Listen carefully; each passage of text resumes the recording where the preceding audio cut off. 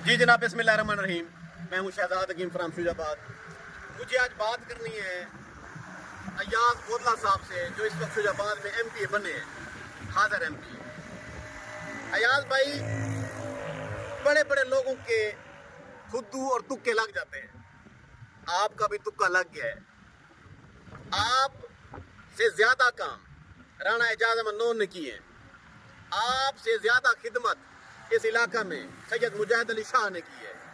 आपसे ज्यादा ताल्लुक वास्ता इस इलाका में राना ताहिर शबीर का है। इन सब से बढ़कर अवाम की खिदमत हाजा शहजाद हकीम ने की है। किस्मत की बात है, आपको अल्लाह ताला ने माला माल कर दिया है। आपको कुर्सी एमपी की मिल गई है।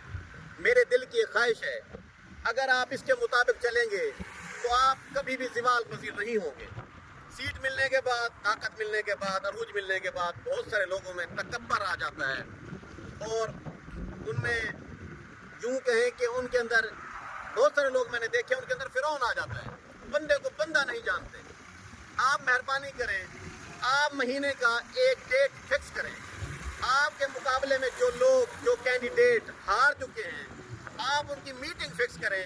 अपनी तहसील को पेरिस बनाने के लिए, अपनी तहसील के काम काज के सिलसिले में आप उन लोगों से मशवरा लें, क्योंकि वो लोग ऐसे हैं जो, उनमें से कोई कैंडिडेट 3 बार एमपी बन चुका है, कोई 2 बार बन चुका है, कुछ का डेराबाद है, वो आपसे ज़्यादा तजर्बा रखते हैं।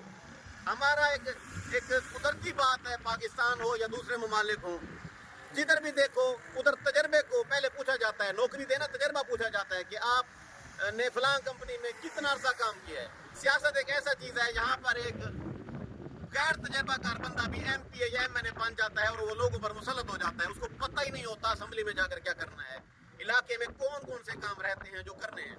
मेरी आपसे गुजारिश है कि आप मेहरबानी करके महीने का एक दिन फिक्स करें और अपने मद्दे मुकाबिल हारे हुए तमाम दोस्तों को इनवाइट करें, उनके साथ मुशावरत लेकर चलें।